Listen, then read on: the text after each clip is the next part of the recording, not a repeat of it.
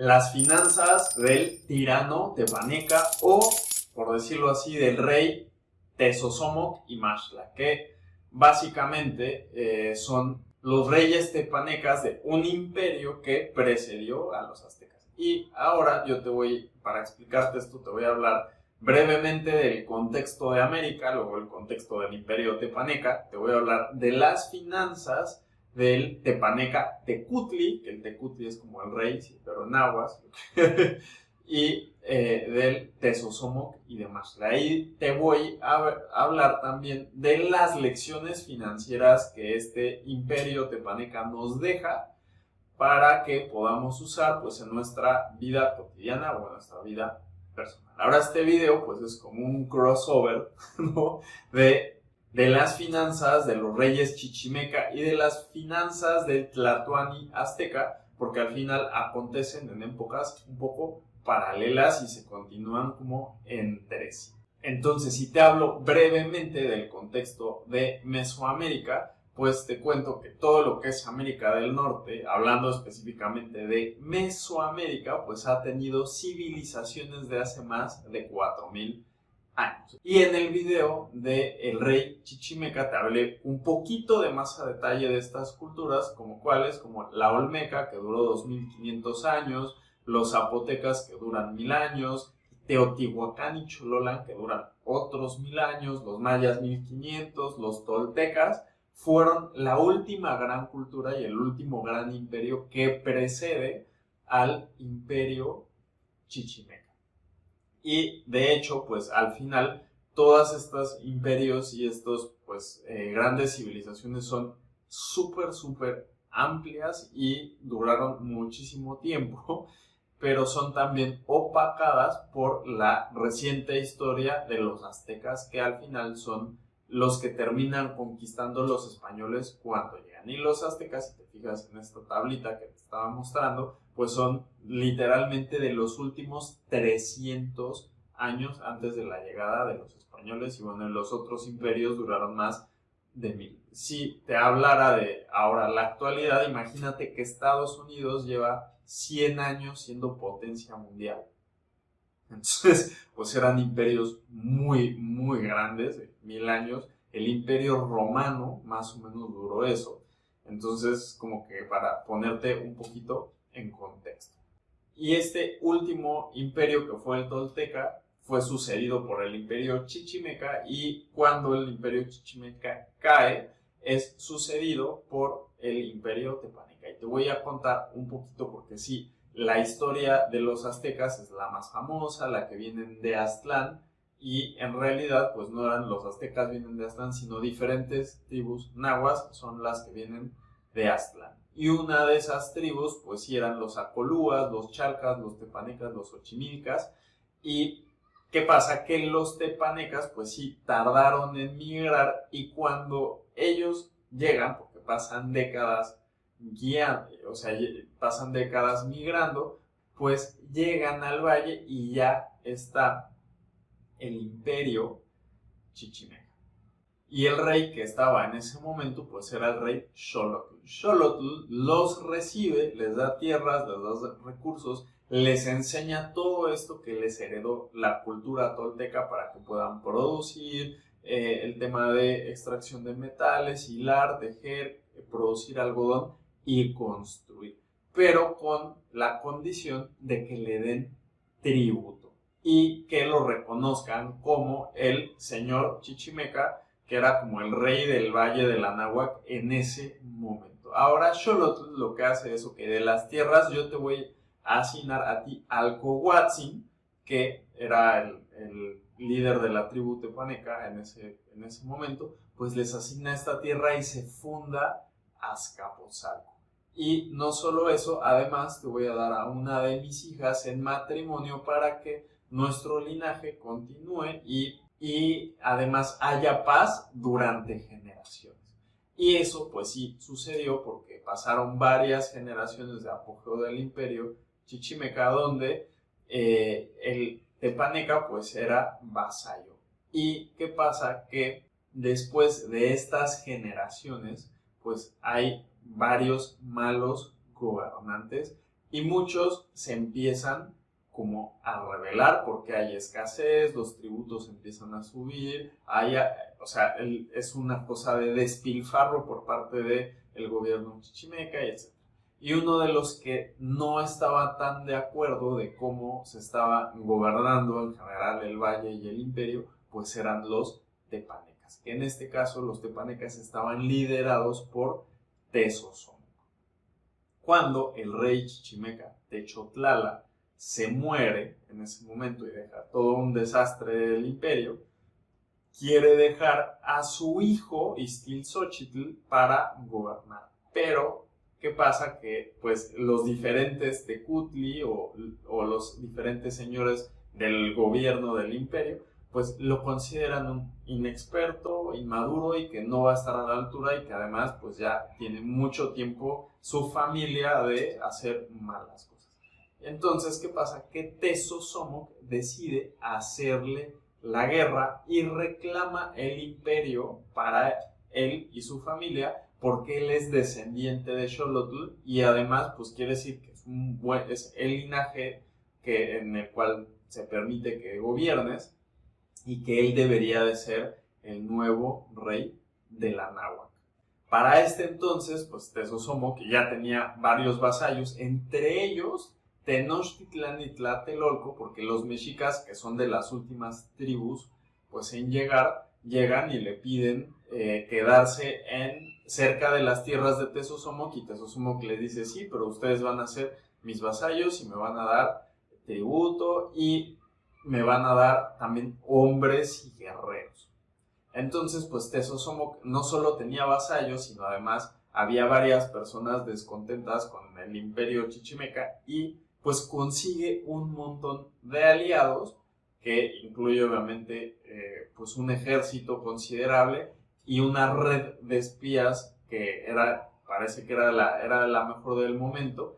Y no solo eso, que además pues todo el mundo lo respetaba por sus años de experiencia en el gobierno. Y además de todo esto tenía también un tema personal con el rey chichimeca porque tenían bastantes generaciones agraviando a los tepanecas, que cada vez les subían el impuesto. Por ejemplo, Tezosomoc parece que era también, o sea, que lo trataban mal desde que era niño. Ixtlilxóchitl, imagínate esto, que violó a la hija de Tezosomoc y la hija, por la deshonra, se termina suicidando. Entonces, además tenían un tema personal. Y Tezosomoc gana la guerra, y cuando gana la guerra, pues quiere decir que se deshizo de casi toda la nobleza chichimeca. Pero ¿qué sucede? Que se le escapó el hijo de Ixtlilxóchitl, huye y se pasa como no desapercibido porque lo buscan, pero nunca lo encuentran.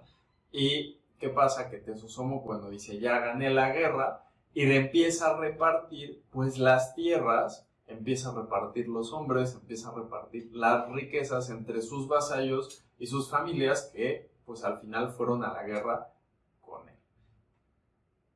Pero también empieza a poner pues diferentes dirigentes en los diferentes pueblos para poderse hacer como de el imperio. Por ejemplo, a su nieto lo puso en Tlatelolco, a su hijo Maxtla lo puso en Coyoacán, hubo otro que puso en Chalco, en Otoman, etc. Entonces empieza él de verdad a poner pues a cada uno de los tecutli o de los señores pues en las tierras. Ahora, ¿por qué era considerado un tirano? Un tirano tepaneca? Y eso pues va a depender desde el punto de vista de que tú veas la historia, porque resulta que obviamente tener la historia de hace 600, 700 años de esto que te estoy diciendo, pues no es fácil y hay diferentes versiones. Está la versión de los tepanecas que te dicen que los chichimecas los agraviaron, que pasó esto y que estaba todo mal, etcétera, y que además Tezosomoc era un líder respetado. Y está la versión de los chichimecas que te dices que Tezosomoc nos usurpó el gobierno, embrujó a todos y dijo que éramos malos, entonces nos atacaron. Entonces como que depende de dónde la veas, pero el tirano realmente no va a ser él, sino su hijo Maxtla. Entonces, en esta guerra que sobrevive el hijo Iztaccíhuatl, el príncipe heredero Nezahualcóyotl, pues al final resulta que no lo encuentran, pero nunca lo paran de buscar y se vuelve una amenaza al linaje. A tal grado que Tezosomoc, imagínate, hizo una matanza de niños chichimecas que les iba y les preguntaba, oye, ¿y quién es tu rey? Un niño. No, pues mi rey es Nezahualcóyotl, y pum, le mochaba la cabeza, porque era así como que de esa forma hizo que las generaciones que siguieran nunca fueran a apoyar a Nezahualcóyotl a retomar el imperio chichimeca. Y entonces esa fue una de las grandes cosas que sucedió en ese momento. Y pues sí, creo que había como 2000 niños, una cosa así, según la historia. Ahora, ¿qué pasa? Que cuando Tezosomoc muere, él va a dejar a uno de sus hijos como heredero del imperio, y Tezosomoc en general pareciera que fue un buen gobernante, pero ¿qué sucede? Que a este hijo lo traiciona otro de sus hijos, o sea, su hermano. El hermano mayor usurpa el trono, y este que usurpa el trono es Maxtla. Él es el verdadero tirano tepaneca, porque él de verdad llegó al poder y se deshizo de todos los que apoyaban a su padre. O sea que, y cuando digo que se deshizo de todos, a la oposición, se deshizo de la oposición, o sea que tenía sus sicarios o su red de asesinos, y mandó matar a su hermano, además a su primo, que en ese momento era el Tecutli de Tlatelolco. Mandó además, mandó matar a Chimalpopoco y a toda la familia real de los tlatoanis aztecas o de los tlatoanis mexicas. Entonces, todos los que no los apoyaban los desapareció. Y pues era también considerado pues, como muy, muy despiadado. Trataba a todos los vasallos con desdén, y cualquier cuestionamiento era considerado traición. Tú hacías algo que no le parecía a Maxtla, traición, y te ejecutaban, ¿no? Ejecutaban era más en Europa, pero aquí te mandaban a la piedra de los sacrificios. Entonces, más o menos así funcionaba. Subió los impuestos Maxtla de forma arbitraria, pero lo subió durísimo. Además, militarizó al país. Eso quiere decir que ya había militares por todos lados. Los militares además cometían abusos con las personas. Impuso retenes por todo el país, porque además quería encontrar a Nezahualcóyotl. Fue todavía más agresivo en eso. Y abría y cerraba el comercio a su antojo. Como que, por ejemplo, le puso un cerco económico a Tenochtitlán para que no pudiera hacer comercio. Como Tenochtitlán estaba en medio del agua y solamente podía salir por las calzadas, pues resulta que las calzadas las cierra y ya no pueden hacer comercio.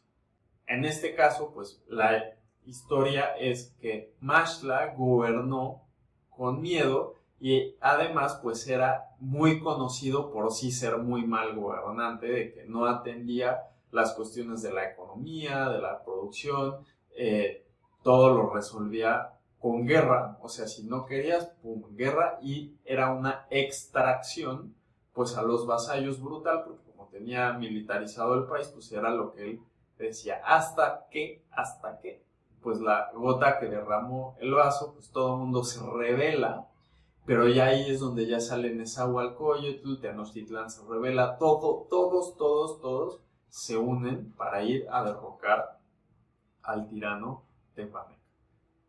Ahora, las finanzas del imperio tepaneca te las voy a dividir en diferentes momentos. La primera es antes de la guerra, luego después ganando la guerra, y 3, cuando las usurpa un tirano.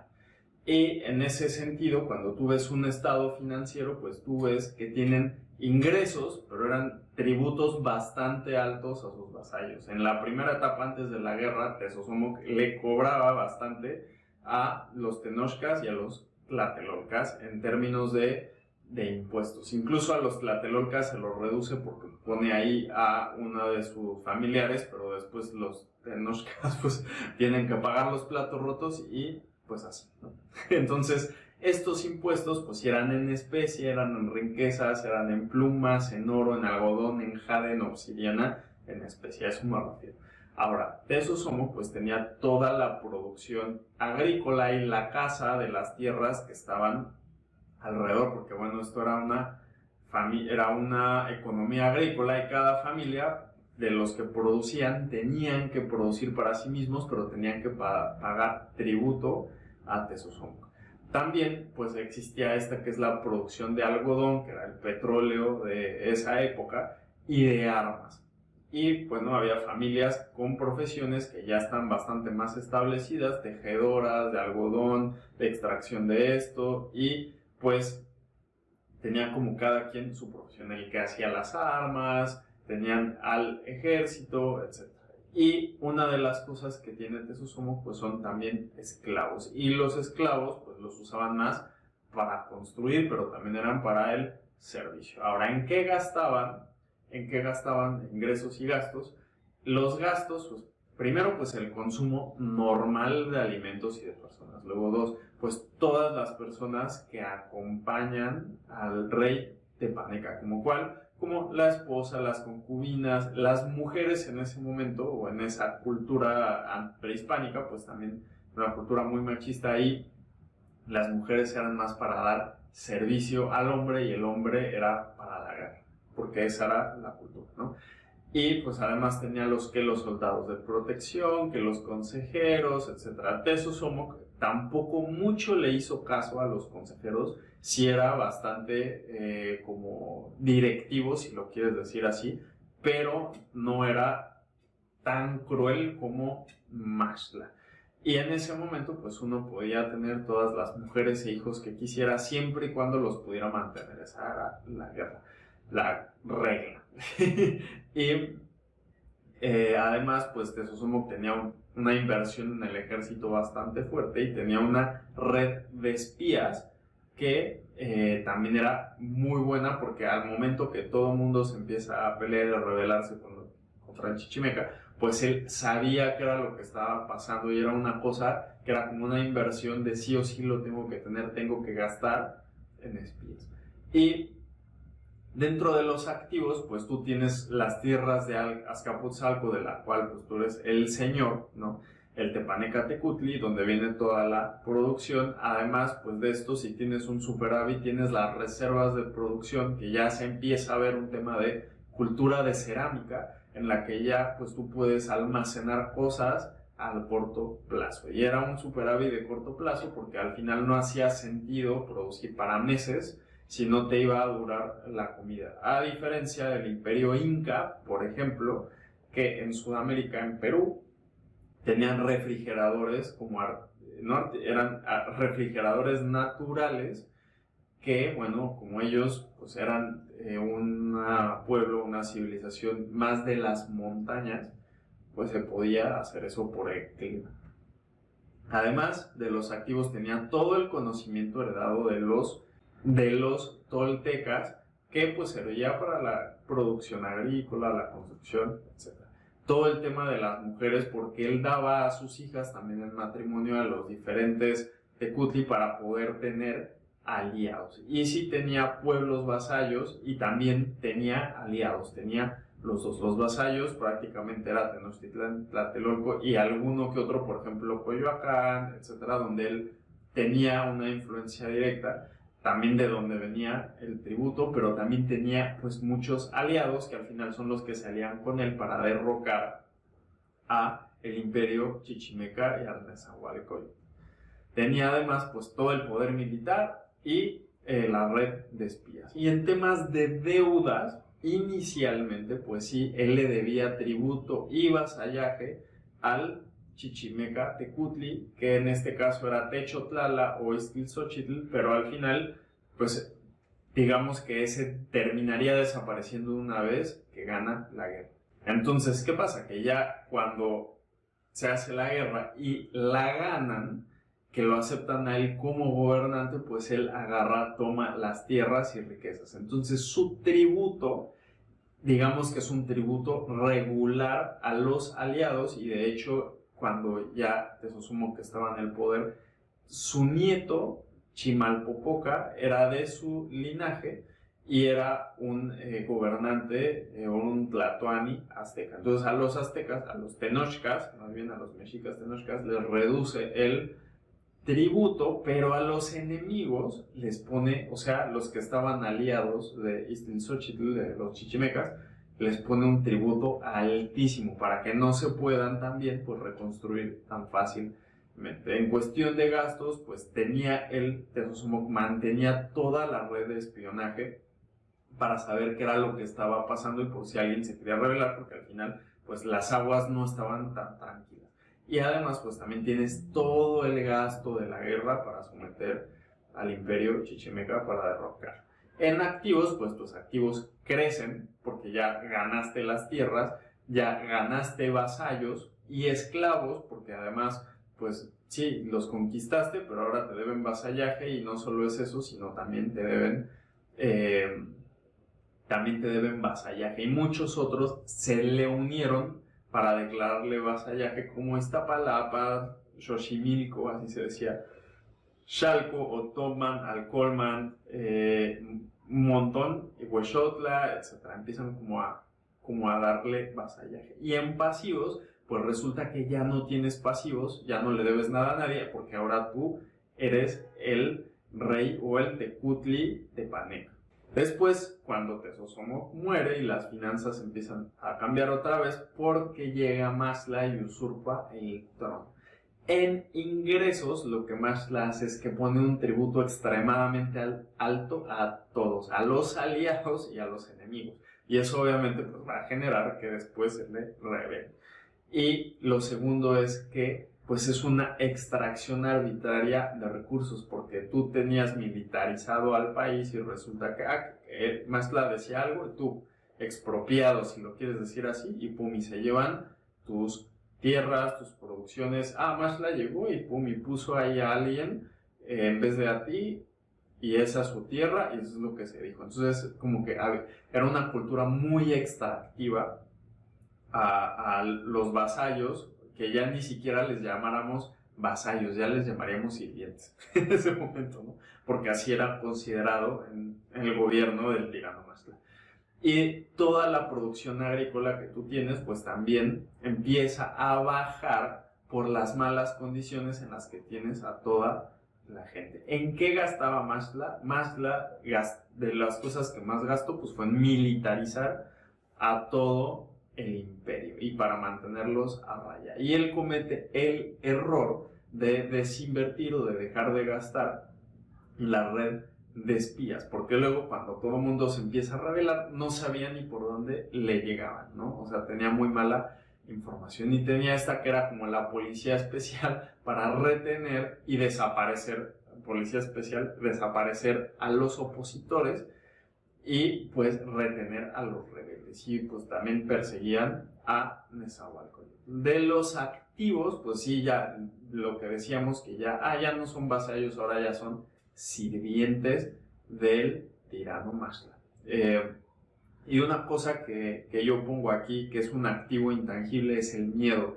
Porque así como tú, por ejemplo, sabes que la educación, que el conocimiento, la experiencia probablemente no es algo que sea muy fácil de ponerle un valor monetario tangible, pero sabes que eso te va a producir. ¿Cuál es el tema que Maxtla usaba? El miedo como activo para que pues todos los demás le produzcan, porque si no le producían iba y les hacía la guerra y los desaparecía literal. Entonces yo voy a poner uno de los activos que usa un tirano es el miedo, gobernar con miedo y que nadie lo pueda cuestionar. Y pasivos, pues tú seguías sin pasivos porque pues no le debías nada a nadie, tú eras aquí el manda más.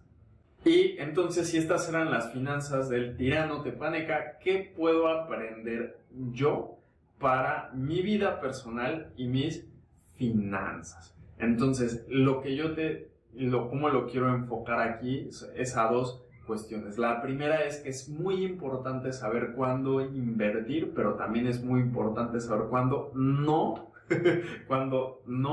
invertir. Y en general, por regla, cuando hay un tirano o un dictador en el poder o el poder político está concentrado en un solo grupo de personas, lo ideal es no invertir en ese lugar. ¿Por qué? Porque tú inviertes, pero tu propiedad, o sea, tu inversión nunca va a estar asegurada en ningún momento. O sea, alguien puede llegar, expropia, te la quita, ¿no? Te la quita, ya no es tuya, pasa a ser del gobierno. Y este tipo de cosas en un país que el poder político no está tan concentrado, llamemos que es un poco más demócrata o capitalista, incluso que el capitalismo surgió hasta estas épocas, en ese momento no era así, pues es mucho más difícil porque hay procesos, hay juicios, hay leyes, hay todo un sistema que protege tu propiedad y tu inversión, pero donde te vayas a meter a invertir a un lugar donde hay un tirano o un dictador, pues entonces tienes un problema. Y además, porque cuando tú inviertes ahí, cuando inviertes en un negocio, creas una empresa, tienes una serie de 1000 riesgos solamente de la empresa. Ahora imagínate agregarle el riesgo político de que no te vayan a extraer tus cosas, ¿no? Incluso muchas veces no existe la propiedad privada, es solo estatal. Entonces prácticamente tú ni puedes producir ni hacer nada más que aceptar lo que te dan según lo que estén las leyes en ese momento. Eso por un lugar de la propiedad privada, si lo quieres decir, o de tú invertir en algo. Ahora, lo segundo es que los impuestos son usualmente altos y arbitrarios. Eso quiere decir que de un día a otro te van a poner un nuevo impuesto.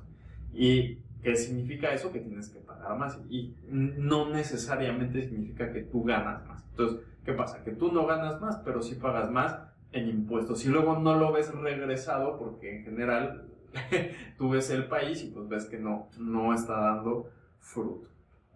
Ahora, todo esto va a llevar a que las condiciones sociales sean extremadamente complicadas, que suba la inseguridad, los robos. Entonces, no solo hay que cuidarse del gobierno, hay que cuidarse de todos los que están alrededor. Imagínate, o sea, ese es el tema. Además va a haber miles de retenes militares, policiales, revisiones de cualquier cosa.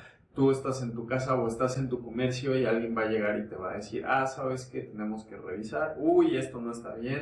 Multas, sobornos, o sea, ese tipo de cosas pasan. Ahora, yo te estoy hablando de qué pasa cuando hay un dictador en la actualidad. Porque obviamente antes era diferente, pero para que veas las similitudes. Y Mashla además controlaba la economía, decidía qué se podía hacer, qué no se podía hacer, podía decidir cerrar tu economía si él quería, podía hacerte cercos o bloquearte los caminos, etc. Entonces, en la actualidad los gobiernos también usualmente hacen eso. Que en tal lugar, transporte terrestre o camino cerrado. Pero no te voy a aceptar tu embarcación. Bla, bla. Entonces, al final, pues sí, antes era un poco más sencillo, pero hoy las técnicas pues son muy similares. Una de las cosas que pasa económicamente hablando, cuando ya esto es invivible, pues la gente tiene que emigrar. El problema es que como todo mundo se quiere ir del país, pues es un problema porque ya crearon una ley para que no salgas del país. Pero además, como ya mucha gente ya se fue porque lo previó y dijo esto está horrible, entonces ¿qué pasa? Que ya todos los países vecinos ya nadie quiere aceptar de tu país. Entonces se vuelve un problema económico para ti estar en un país, y si tú estás en el extranjero, pues no se te ocurra irte a invertir a un país de estos. La segunda es de la segunda enseñanza. La primera es cuándo no invertir con un tirano o un dictador, y la segunda es de la herencia de los imperios y las grandes fortunas. Porque hoy pues muchos dicen, no, es que es de cuna de oro, no, es que le heredaron todo. Si te fijas, Mashla en este caso heredó todo un imperio de su papá. no lo heredó, pero lo usurpó, y lo que pasa es que nunca supo manejarlo y tomó tan malas decisiones que en pocos años todo el mundo se unió para derrocarlo. Ahora, en la realidad, aunque te hereden todo el dinero que tú quieras, si tú no sabes hacer las cosas bien, te vas a acabar el dinero. El dinero en ningún lugar es infinito y esto va a aplicar para todos en el país en donde estés. Créeme que sí, obviamente la gente que nace en cuna de oro en ese sentido tiene muchas ventajas y lo ideal es que a esa gente la eduquen para usar bien los recursos, pero donde no lo hagan, pues muy probablemente los van a terminar perdiendo. Y de hecho hay un dicho, si lo quieres decir así, que dice que las empresas familiares, si no las institucionalizas o las haces más profesionales, por decirlo así, en dos o tres generaciones quiebran, porque quiere decir que uno era muy bueno, el siguiente lo siguió, pero luego hubo hubo uno que no supo cómo hacer las cosas y el otro, ¿no? Todo. Y estas son las finanzas del tirano de Paneca.